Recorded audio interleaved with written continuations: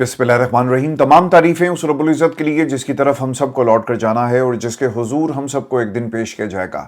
अस्सलाम वालेकुम नाज़रीन, मैं इरफान हाशमी लंदन स्टूडियो से आपसे मुखातिब हूँ। आज 14 अप्रैल है, दिन है मंगल का, और आज की हमारी ये पहली वीडियो है। दोस्तों, 3 खबरों पर तफसील से हम बात करेंगे।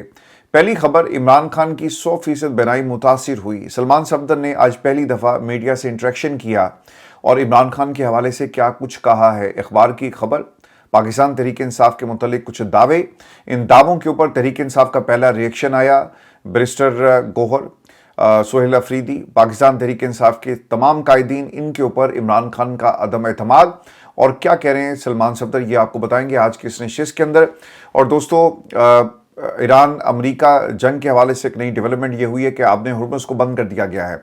नाकाबंदी के ऊपर नाकाबंदी है। ईरान के किसी भी जहाज़ को गुजरने की इजाज़त नहीं होगी। 158 बहरी जहाज़ तबाह हुए। डोनाल्ड ट्रंप के 3 झूठ और यू टर्न, इसका भी मुकम्मल हाल वाला आपके सामने रखेंगे आज की इस नशिस्त के अंदर।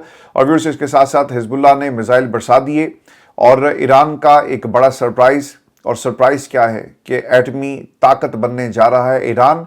इसमें कितनी हकीकत है ये भी मुकम्मल तफसील में आपके साथ शेयर करूंगा। और व्यूअर्स, इसके साथ साथ अमरीकी मिसाइल ख़त्म और इसराइल का 5 ममालिक पर कब्ज़ा, ये प्लान क्या है ये भी आपको बताएंगे आज के इस प्रोग्राम में। लेकिन व्यूअर्स, हमेशा की तरह मेरी आप तमाम दोस्तों से दरख्वास्त है कि आप चैनल को ज़रूर सब्सक्राइब करें। 1 मिलियन का टारगेट है, जाकर आप इस पूरे प्रोजेक्ट का हिस्सा बन सकते हैं। तमाम हमारे प्लेटफॉर्म जो हैं अब वो पाकिस्तान में स्किल सेट, और फिर जो हमारी एक चैरिटी, एक NGO है थैलेसीमिया अलर्ट के हवाले से जो हम काम कर रहे हैं, इन तमाम प्रोजेक्ट्स के लिए हमने इसे वक्फ कर दिया है, तो आप इसका हिस्सा बन सकते हैं। दोस्तों, सबसे पहले आपको खबर दें कि आज मंगल का दिन है और ये दिन इमरान खान की बहनों और वकला के साथ मुलाकात का दिन है। पिछले कई माह गुजर गए लेकिन अडयाला जेल के दरवाजे नहीं खोले गए। ये दरवाजे हमेशा के लिए इमरान खान पर बंद कर दिए गए। अब लगता कुछ ऐसा ही है। इमरान खान की मुलाकात आज भी नहीं करवाई जाएगी। इससे पहले अलीमा खान ने 10,000 अफराद को इकट्ठा होने का बाकायदा एक तरह से प्लान बनाया। उनको कहा कि तहरीक इंसाफ और बाकी जो अहदेदारान हैं वो पहुँचे, कुछ लोग पहुँचे, लेकिन इसके बावजूद पाकिस्तान तहरीक इंसाफ की जो मेन टीयर लीडरशिप है वो आपको हमेशा की तरह गायब नजर आती है। आज देखना ये होगा कि वकला, इसके साथ साथ तहरीक इंसाफ का वर्कर और अलीमा खान और पाकिस्तान तहरीक इंसाफ के जो अहदेदारान हैं आसपास के जितने भी इलाके हैं, क्या वो पहुंचते हैं या फिर आज दोबारा से इमरान खान और उनकी बहनों को अकेला तनहा अडयाला के बाहर जो छोड़ दिया जाता है। दोस्तों, ये मुलाकात पिछले कई माह से नहीं करवाई जा रही। और अगर आप पाकिस्तान में मनपसंद सहाफ़ियों की, जिन्हें पाकिस्तान में टाउट्स कहा जाता है, इनकी अगर आप गुफ्तगू सुने तो आपको ये पता चलेगा कि हुकूमत के इस वक्त इरादे क्या हैं। जो एक हुकूमती ये कहा जाए कि ख्याल या फिर उनकी जो प्लानिंग है, आपको इनकी गुफ्तगू में पता चलेगी। दोस्तों, मुनीर फारूक की शोहरत के हवाले से तो आप सारे जानते हैं किस तरह से ये पाकिस्तान के ताकतवर हलकों की मुनीर फारूक नुमाइंदगी करता है। और मुनीर फारूक साहब ने क्या कहा, वो ये कहते हैं कि हुकूमत में बैठे लोग इतने कॉन्फिडेंट हो चुके हैं कि वो कहते हैं कि आप लोग PTI या इमरान खान साहब की बात ही क्यों करते हैं, ये फारिग हैं, इनकी क्या अहमियत, इनकी क्या बात की जाए। वो चैप्टर ख़त्म हो गया, अब इमरान खान साहब की क्या बात करनी। अब तो मुल्क आगे बढ़ रहा है, मुल्क को इज्जत मिल रही है, आप इसके बारे में बात करें, आप मैशत के बारे में बात करें। यानी पाकिस्तान में तुम एक लोग एक जुल्म करो और तुम ये ख्याल करते हो कि दुनिया भर में कोई इस पर आवाज़ बुलंद नहीं करेगा। इमरान खान को जेल में डाल दो, नाहक कैद के अंदर रखो, और तुम्हारा ये ख्याल है कि पाकिस्तान की तमाम जो आवाम है वो खामोश हो जाएगी। आवाम 2024 की रात को खामोश नहीं हुई तो आज 3 बरस गुजर जाने के बाद कैसे खामोश होगी। सिर्फ और सिर्फ अगर कोई इस पूरी कोशिश के अंदर जद्दोजहद में खामोश हुआ तो वो तहरीक इंसाफ की सेकंड टियर लीडरशिप है, जो मुकम्मल तौर पे कॉम्प्रोमाइज़ हो गई है। पाकिस्तान तहरीक इंसाफ के ये तमाम लोग जो इमरान खान के नाम पर तहरीक इंसाफ के अंदर मौजूद हैं, ये मुकम्मल कॉम्प्रोमाइज़ हो गए और वो अपने तरीके से अब इस जमात को चलाना चाहते हैं। आप कहते हैं कि मैशत की बात करो, भाई मैशत की बात कर लेते हैं। इन पिछले 3 वर्षों में कितनी फैक्ट्रीज पाकिस्तान के अंदर लगाई गई। पाकिस्तान के अंदर एक इंटरनेशनल कंपनी का नाम बता दें जैसे सरमायाकारी का पाकिस्तान के अंदर ख्वाहिश का इजहार किया हो या सरमायाकारी लेकर आए। यहां पर तो सर एक छोटी सी जो बर्गर चेन है वो भी हम नहीं लगा सके। हम अरबों डॉलर की इन्वेस्टमेंट की बात कर रहे थे। पाकिस्तान के अंदर इदारों के ऊपर इदारे बनाए गए। आपको कौमी इदारे इसलिए पसंद नहीं है क्योंकि वहां पर अवाम की डोमेन है। आपने कहा कि चलो हम एक अपना इदारा अलग से बनाते हैं, खड़ा करते हैं SIFIC को। लेकिन कितनी पाकिस्तान के अंदर सरमायाकारी आई, اس کا جواب میرا خیال ہے منیر فاروق کے پاس نہیں ہوگا. منیر فاروق جیسے لوگوں کے پاس یہ جواب ہو بھی نہیں سکتا کیونکہ یہ صرف ترجمانی کرتے ہیں. جب آپ ان کی گفتگو سنیں نا تو یہ کہیں گے کہ جناب ہم انفارمیشن کی بنیاد پر آپ کو بتا رہے ہیں کہ پاکستان کے طاقتور حلقوں میں یہ بات اب طے ہے کہ عمران خان جو ہیں وہ ڈن اینڈ ڈسٹس ہیں, ان کے بارے میں بات نہیں ہوگی. پاکستان کے عدالتی نظام کو لپیٹ دیا جائے. یہ نظام صرف طاقتوروں کو اور طاقتوروں کے ہاتھوں سے بٹھائے ہوئی اس حکومت میں لوگوں کو انصاف دے سکتا ہے, لیکن وہ عمران خان یا پاکستان کے عام آدمی کو انصاف نہیں دے گا. پاکستان کی معیشت کا دیوالیہ نکال دیا. پاکستان کی معیشت کے اندر پچھلے 3 برسوں میں کتنی انویسٹمنٹ ہوئی یہ آنکڑے آپ کو شاید یاد نہیں ہوں گے. پاکستان کے لوگوں کو جو بے روزگار ہو گئے, پاکستان کے بچوں کو جو نوکریاں ملنی چاہیے, ضرور اگر معیشت ترقی کر رہی ہے یہ آنکڑے یہ بھی آپ کو یاد ہوں گے, نمبرز آپ کے فگرز جو آپ کے ٹپس پر ہوں گے, ہاتھوں کی انگلیوں پر آپ کو یاد ہوگا. ذرا بتا دیں قوم کو کہ کتنے لوگوں کو آپ نے نوکریاں دی. پنجاب کے اندر کیا حالات ہیں, پنجاب میں ایک صوبے کے ایک شہر کے اندر سارا پیسہ خرچ کر دیا جاتا ہے. یہ جو میڈیا کمپین چل رہی ہے اس کا پیٹ بھرنے کے لیے تو آپ کے پاس پیسے ہیں, لیکن پنجاب کی عوام کے لیے, کسان کے لیے اور عوام کو سبسڈی دینے کے لیے آپ کے پاس کچھ نہیں ہوگا. آپ نے فیکٹریز بند کر دی, آپ نے پاکستان کے جی ڈی پی کا بیڑا غرق کر دیا, آپ نے پاکستان کے جو انویسٹر سے ان کو یہاں سے بھگا دیا. انٹرنیشنل پروجیکٹس سر 200 سے 250 انٹرنیشنل کمپنیاں ہیں جو ملک کو چھوڑ کر چلی گئی اور ہمیں کہا جاتا ہے کہ ملک ترقی کر رہا ہے. انہوں نے جو ترقی کا نام 2 برس پہلے رکھا تھا تحریک انصاف پر ظلم کرنے کو, جتنا ظلم ہوگا جتنے کیسز بنیں گے یہ ہے ملک کی ترقی.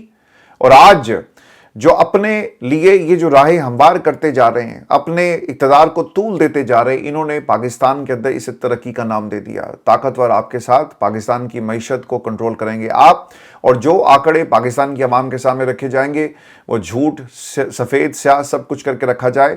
کوئی آپ سے پوچھنے والا نہیں ہے اور یہ کہتے ہیں کہ سب کچھ ٹھیک ہو رہا ہے. جب آپ ان سے بات کریں نا, کنفرنٹ آپ انہیں کریں, تو وہ یہ کہتے ہیں کہ جناب ہم کون سا کوئی اپنے پاس سے خبر بنا رہے ہیں, ہمیں جو سننے کو ملتا ہے ہم آپ کے سامنے رکھ دیتے ہیں. دیکھیں یہ جو آبجیکٹیو جرنلزم ہے, آبجیکٹیوٹی اور ایک مقصد کے تحت جو آپ کا اوپینین ہے, آپ صحیح کو صحیح اور غلط کو غلط تو کہہ سکتے ہیں, آپ کو ان تمام لوگوں کی صحافت میں یہ تمام چیزیں نظر نہیں آئیں گی. آج ہی امیر عباس کی لڑائی ہوئی ہے منیر فاروق سے, کیونکہ اس سے ریلیٹڈ ہے, میں آپ کو بتا دیتا ہوں.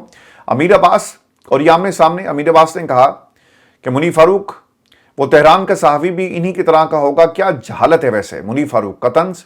آپ چونکہ وکالت سے نجم سیٹھی اور وہاں سے براہ راست ٹاؤٹی کی اعلیٰ منزل تک پہنچ گئے, عالمی سیاسی تاریخ کے اس طرح کے تمام کرائسس میں حالات اور خبریں آخری لمحے تک بدلتی رہتی ہے. جہالت ریاستی ٹاؤٹ بن کر تمغے لینے سے بہتر ہے. امیر عباس کے جواب میں آپ کو ایک بات بتاؤں, میں دونوں کو بہت اچھی طرح جانتا ہوں. یہ جو وکالت والا معاملہ ہے نا, میری آنکھوں کے سامنے منیر فاروق کس طرح دنیا ٹیلی ویژن کی راہداریوں میں یہ نوجوان پھرا کرتا تھا اور پروگرام آنر نہیں ہو رہا تھا. نجم سیٹھی صاحب ابھی آئے نہیں تھے, اور ان سے پہلے ہمارے ایک بہت ہی سینئر جرنلسٹ ہیں, ان کے پاس یہ بیٹھ کر کہا کرتے تھے کہ تصور میرا کی بنے گا, تو ان کا کیا بنے گا پوری دنیا اب دیکھ رہی ہے. اور امیر عباس بہت ہی زبردست قسم کا مقرر, اور امیر عباس ایف سی کالج میں پہلی دفعہ میری اس بچے سے ملاقات ہوئی, نوجوان سے. اور امیر عباس جو ڈبیٹنگ سوسائٹی میں اردو کا بہت ہی بہترین مقرر, اور پوری زندگی امیر عباس کی میرے سامنے ہے, زمانہ طالب علمی سے لے کر صحافت, اور صحافت سے اب جس مقام پہ موجود ہے اپنی کمپنی رن کر رہا ہے. تو میں ان دونوں شخصیات کو بہت اچھی طرح جانتا ہوں اور ان کی صحافت کو بھی بہت اچھی طرح جانتا ہوں.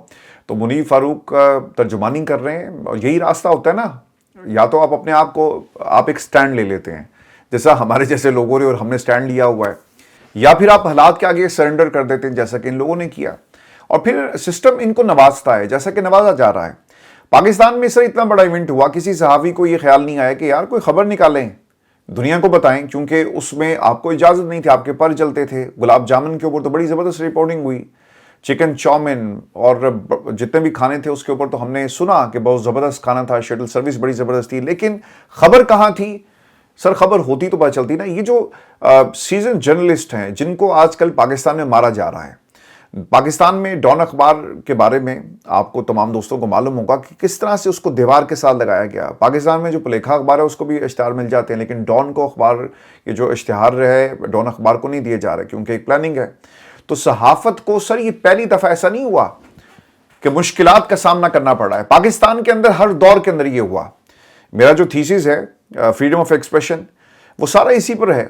پاکستان, برطانیہ, دنیا کے سر کئی ویسٹرن ڈیموکریسیز کے اندر بھی یہی ہوتا ہے یہ صرف پاکستان کی کہانی نہیں. آپ کو لگتا ہوگا کہ BBC بڑا اچھی رپورٹنگ کرتا ہے, یہ بھی یہاں کے خاص مائنڈ سیٹ کو پروموٹ کر رہا ہے, اور مارگریٹ تھیچر کے زمانے سے یہ ہو رہا ہے. تو دنیا کی کوئی ڈیموکریسی ہو, کوئی دور ہو, چاہے وہ ہٹلر کا دور ہو, چاہے وہ آج کا دور ہو, چاہے وہ مارگریٹ تھیچر کا دور ہو, چاہے نواز شریف کا دور ہو, چاہے شہباز شریف کا دور ہو, ہم نے صحافت کو اسی طرح تکلیف میں دیکھا, مشکل حالات میں دیکھا. آپ کو کسی کا چہرہ پسند نہیں, آپ اسے آفر کر دیتے ہیں. یار یہ بولتا بہت ہے, اور لوگوں کو یہاں پر ایک جانور سے تشبیہ دی گئی. میڈیا مینجمنٹ, آپ نے تمام باتیں سنی. تو آج جو کچھ پاکستان میں ہو رہا ہے, مجھے اس پہ حیرت نہیں ہے. 2020 کے اندر پاکستان کی صحافت, جو آپ کی ٹیلی ویژن کی صحافت ہے, اسے خیر بات کہنے کا مقصد یہ تھا کہ ہم سے بھائی یہ نہیں ہو سکتا. ظلم جب بھی جس کے ہاتھوں سے اور جس دور میں بھی ہوگا, اس کے خلاف ہم کھڑے ہوں گے.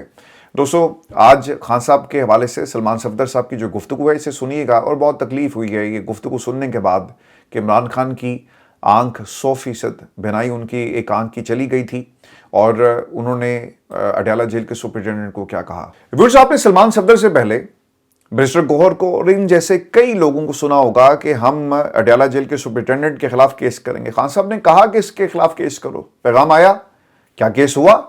26 نومبر میں جو کچھ ہوا, ہم کیس کریں گے, گواہی دیں گے. بیرسٹر گوہر نے جا کر گواہی دی؟ نہیں دی.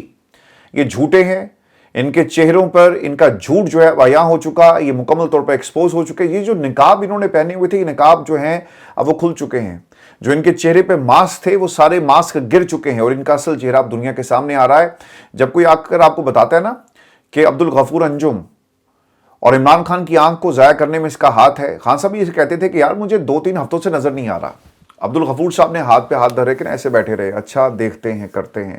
اور یہ میں آپ کو نا انفارمیشن کی بنیاد پر بتا رہا ہوں کہ اس بندے کے تاثرات کیا تھے. اچھا دیکھتے ہیں, کرتے ہیں, خاموشی, اور کوئی عمران خان کی اس شکایت کے اوپر کسی طرح کا بھی کوئی ریئیکشن نہیں ملا. اب دیکھیں یہ عبدالغفور کو نا ایک دم سے تبدیل کر دیا گیا, فیصل آباد بھیج دیا گیا, اور فیصل آباد کے بندے کو یہاں بھیج دیا گیا. یہ اسی ٹائم میں یہ سب کچھ ہوا ہے. اور میں نے یہ نقطہ اٹھایا تھا آج سے کئی ماہ پہلے کہ جب خان صاحب کی صحت خراب ہوئی تو اس کا تبادلہ ایک دم کر دیا گیا تاکہ کوئی انکوائری نہ لگ جائے, کسی عدالت سے کوئی حکم نامہ نہ آ جائے, کسی کی غیرت نہ جاگ جائے, کوئی پوچھے نہ, لہٰذا اس کو تو بدلو نا. اور اسی دوران یہ سب کچھ ہوا. عبدالغفور مجرم ہے, عمران خان کی آنکھ کا ضائع کرنے میں اس کا ہاتھ ہے, اس سے سوال کیا جائے. اس نے اس پر کوئی کان نہیں دھرتا. کئی دن تک میری ایک آنکھ کی بینائی 100% تک چلی گئی, کوٹ ان کوٹ عمران خان کے الفاظ.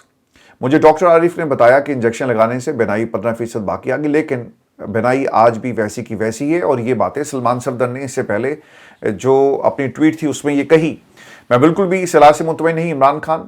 میں مسلسل کہتا آیا کہ میرے ذاتی ڈاکٹرز کو بلایا جائے تاکہ پتہ چلے کہ آنکھ میں بلڈ کلوٹ, خون کا لوتھڑا آنے کی اصل انڈر لائننگ ریزن کیا ہے, لیکن مسلسل اسے انکار کیا گیا. میں کافی عرصے سے اپنے ڈینٹسٹ سے چیک اپ بھی کروانا چاہتا ہوں, لیکن اسے نہیں بلایا جاتا.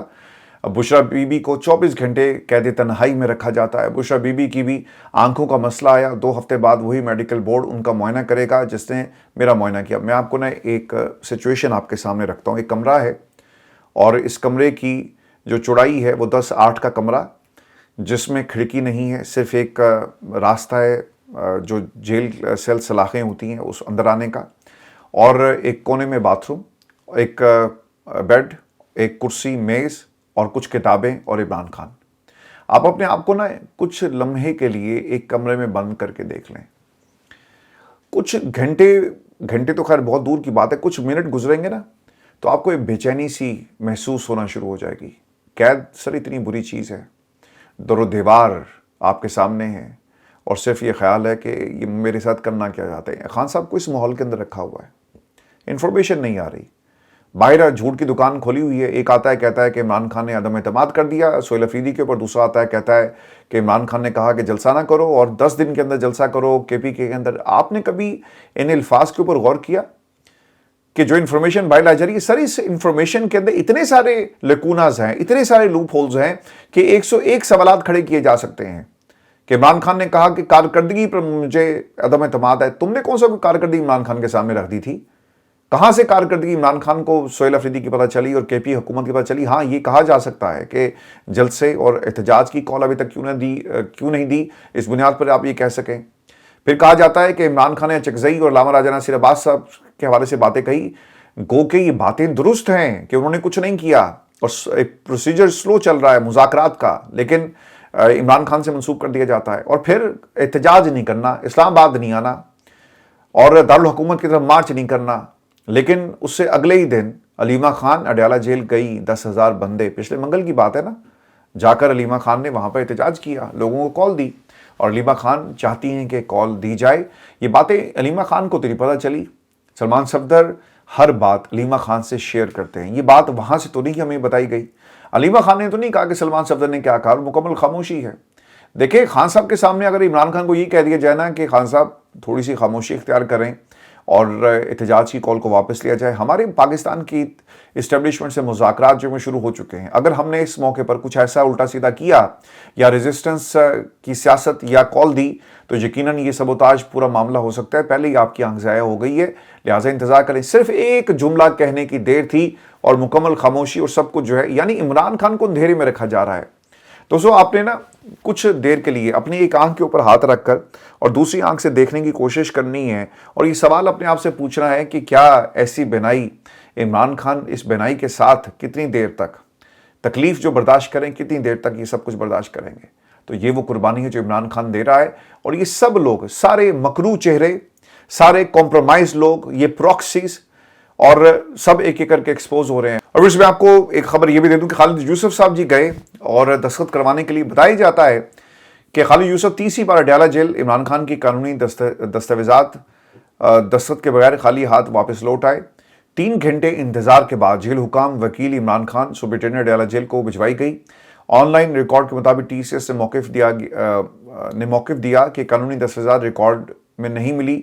हालांकि दस्तावेजात 7 अप्रैल को बजरिया 9 अप्रैल दोपहर 3:13 पर जेल पहुंच चुकी थी। सवाल ये है कि दस्तावेजात कहाँ गायब हुई, और अगर यही सूरत-ए-हाल रही तो अपील दायर नहीं हो सकेगी और इंसाफ तक रसाई मुमकिन नहीं होगी। आप क्या करते हैं, आप दुनिया के 2 ऐसी ताकतें जिनकी पिछले 47 वर्षों में आमना सामना नहीं हुआ था, डायरेक्ट टेबल के आसपास बैठ के, आमने सामने बैठ के उन्होंने बात नहीं की थी। वो बैठे, गुफ्तगू शुरू हो गई, लेकिन इमरान खान को एक्सेस नहीं दिया जाता। आपने दुनिया के तमाम सहाफ़ियों को कहा कि आओ और वीज़ा ऑन अराइवल की सहूलत मैसर होगी, लेकिन पाकिस्तान में बच्चों को जाने की इजाज़त नहीं है। ये वीज़ा ऑन अराइवल की सहूलत पाकिस्तान में इमरान खान के बच्चों को नहीं दी जाती। मान लेना फिर क्या आप इंतकाम ले रहे हैं, जब सब कुछ आप कर ही जा रहे हैं, फिर इतना हौसला ज़रूर रखें कि इमरान खान से जो इंतकाम लिया जा रहा है इसका बाकायदा ऐलान भी किया जाए कि भाई हमने इमरान खान को नहीं निकालना और हम इमरान खान को इसी तरह जेल में रखेंगे और हमारी मर्जी जब तक हम चाहेगा जेल में रखेंगे, जो जिस तरह के मुनीर फारूक ने बात की। दोस्तों, एक और डेवलपमेंट ये हुई, मुनीर फारूक ने जो बातें करनी थी वो तो अलग है, वो डेवलपमेंट ये हुई है कि दुनिया न्यूज़ की खबर झूठी और सलमान अकरम राजा ने कहा कि इमरान खान की हिदायत बजरिया सलमान सफदर साहब के तमाम सियासी मामला जगज़ई साहब और लामा राजा नासिर अब्बास रहनुमाई में तय किए जाएंगे। खान साहब ने दोनों रहनुमाओं की फ़िक्र की पुख्तगी पर अपने एतमाद को दोहराया। इसके बरक्स हर अफवाह झूठ है। सोहेल अफरीदी को फिलहाल खैबर पख्तूनख्वा में जलसे की हिदायत दी गई है। तुसी तो सर कब हो गई ना, सलमान अकरम राजा तो कहेंगे क्योंकि वो एहतजाज मटीरियल नहीं है। एक और बात जो कही गई और ये दावा है जी ब्रिगेडियर रिटायर्ड असलम घुम्मन का, और वो ये कहते हैं कि ख्वाजा आसिफ आजम नज़ीर तारड़ समेत 5 शख्सियात ने कहा कि अगर जलसा मंसूख करके ईरान अमेरिका मामले पर हुकूमत की हमायत करें तो हुकूमत भी इमरान खान के लिए बात करेगी। फिर हमने इमरान खान की हिदायत पर मुल्क के लिए हुकूमत का साथ दिया। अब दूसरी जानिब की बारी है कि वो अपना वादा पूरा करे। इमरान खान 2 से 3 माह में बाहर होगा। ब्रिगेडियर रिटायर्ड असलम घुम्मन ने ये एक तरह से दावा किया। अब इसमें कितनी हकीकत है ये आने वाला वक्त बता सकता है, लेकिन दोस्तों किसी भी गुफ्तगू के ऊपर कम अज़ कम हम अब भरोसा नहीं कर सकते, क्योंकि ये सब झूठ का पलंदा है। और झूठ का पलंदा मैं इसलिए कहता हूँ कि ये सिर्फ कन्फ्यूजन क्रिएट की जाती है, तवज्जो हटाने के लिए, हालात को कंट्रोवर्शियल बनाने के लिए। इमरान खान को अंधेरे में रखकर बाहर जो इन्होंने गदर मचाया वो आपके सामने है। अगर आपको ईरान अमेरिका इसराइल जंग के हवाले से मैं आपको ये अपडेट दे दूँ कि पाकिस्तान में इस्लामाबाद टॉक्स हुई और JD वेंस 21 से 24 घंटे एक टेबल पर मौजूद रहे। 12 से 13 मरतबा उन्होंने डोनाल्ड ट्रंप को फ़ोन किया और इस दौरान नेतन्याहू के साथ भी राब्ते हुए, और उसके बाद एकदम से नक्शा बदल जाता है और एक ऐसा ब्रेक थ्रू जो होने के बहुत करीब था, हालात एकदम से बदल गए और वो ब्रेक थ्रू नहीं हो सका। एक मुज़ाकरात की मेज़ ज़रूर लगाई गई लेकिन नतीजा नहीं निकला। अब खबर ये आ रही है कि JD वेंस का नेतन्याहू को फ़ोन और नेतन्याहू को JD वेंस ने बताया کہ پاکستان کے دورے سے واپسی پر جہاز سے فون کیا اور انہوں نے مجھے مذاکرات سے متعلق بتایا کہ امریکہ کا بنیادی مقصد یہ یقینی بنانا ہے کہ ایران میں یورینیم کی کوئی افزودگی نہیں ہوگی اور ہر قسم کا جو یورینیم ہے اسے ایران سے حاصل کر لیا جائے گا۔ میں نے آپ کو اس سے پہلے بھی بڑی تفصیل کے ساتھ بتایا تھا کہ امریکہ کے ہاتھ اب کبھی بھی یورینیم نہیں لگے گا۔ آپ بائی فورس تو یہ حاصل کر سکتے ہیں اگر آپ کے پاس اتنی طاقت موجود ہے کہ آپ ایران کے اندر گھس کر ایک نیوکلیئر پلانٹ تنصیبات جو ان کی 3-4 تنصیبات ہیں وہاں پر آپ جائیں اور ڈیپ ڈرل کریں، اپنے لوگوں کو نیچے اتاریں اور پھر اس یورینیم کو کیپچر کر لیا جائے، تو شاید یہ ہمت ہے تو آپ کر کے دیکھ لیں۔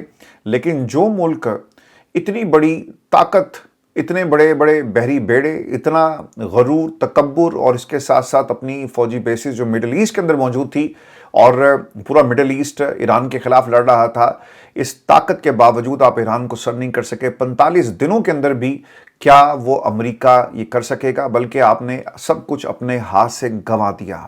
مڈل ایسٹ آپ کے ہاتھ سے چلا گیا۔ اس خطے کے اندر ایران جو ہے ایک بڑی سپر پاور بن کے سامنے آیا اور دنیا کی بڑی سے بڑی معیشت بھی آپ کے ساتھ نہیں کھڑی، وہ ایران کے ساتھ کھڑی ہے۔ چائنا آپ کو دھمکیاں لگا رہا ہے، جاپان سوچ رہا ہے کہ ہم نے آپ نے ہرمز میں جانا کہ نہیں جانا۔ چائنا کی ٹریڈ رک جائے گی اگر آپ نے اس ناکہ بندی کو جاری رکھا، جیسا کہ خبریں آ رہی کہ انہوں نے ناکہ بندی جو ہے وہ شروع کر دی ہے۔ جس جہاز کے اوپر بھی ایرانی تیل ہوگا اس کو پکڑ لیا جائے گا، اس کو آگ لگا دی جائے گی، اس پہ حملہ ہوگا یا اسے قبضے میں لے لیا جائے گا، ایسا باقاعدہ طور پہ اعلان کیا گیا ہے۔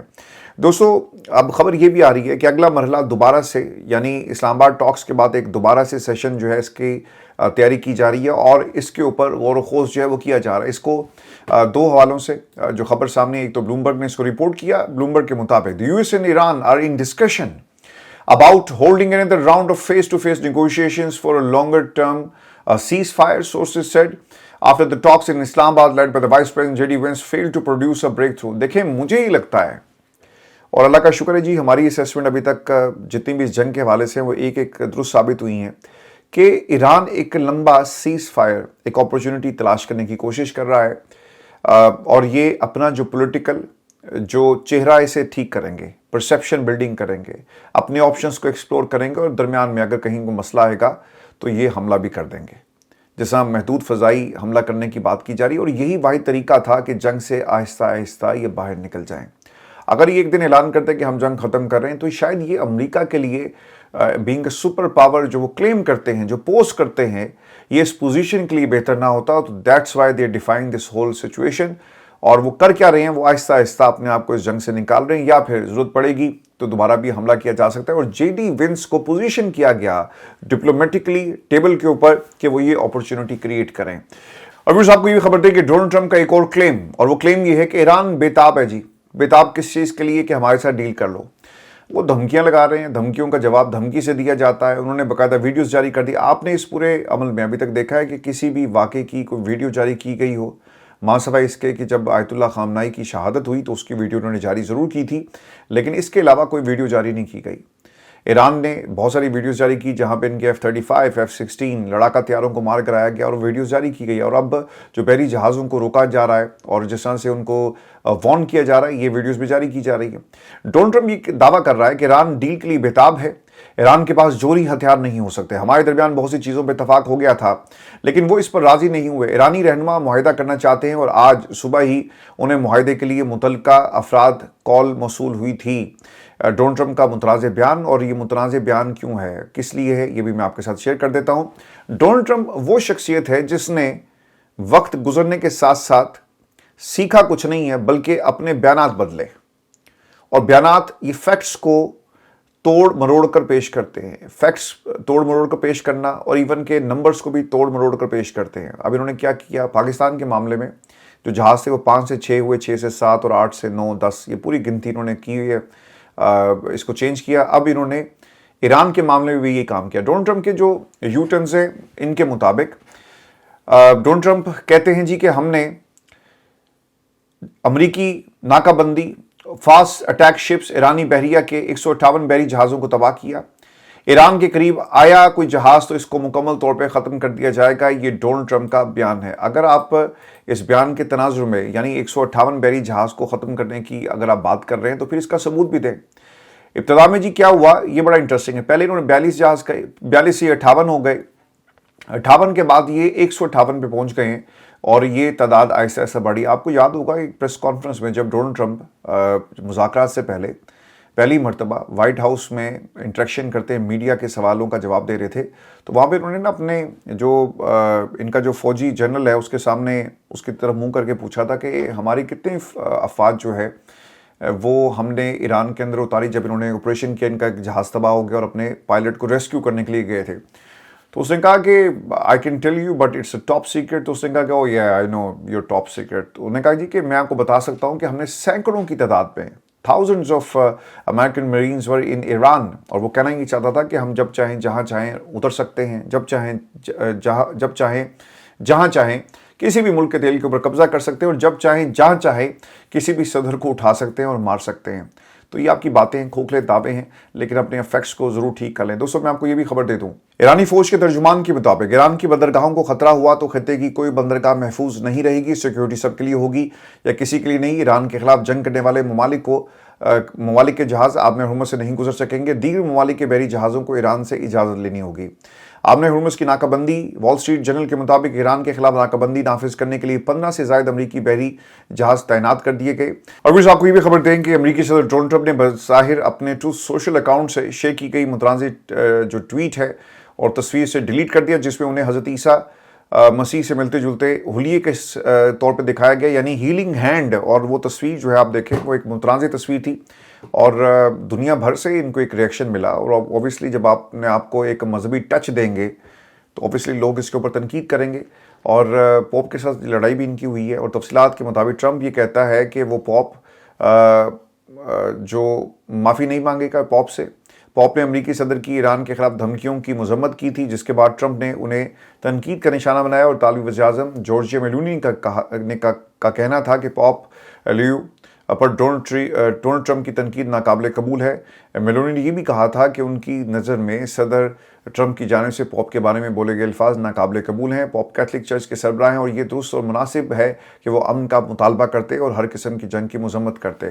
तो ये डोनाल्ड ट्रंप है हमारे लिए, दुनिया के लिए, और शहबाज शरीफ साहब अगर सुन रहे हो तो उनके लिए। व्यूअर्स, ये हमारी आज की वीडियो थी। अपने कमेंट्स जरूर भेजिएगा, चैनल को सब्सक्राइब करना मत भूलें। इजाज़त दीजिए, अल्लाह ने के बाद।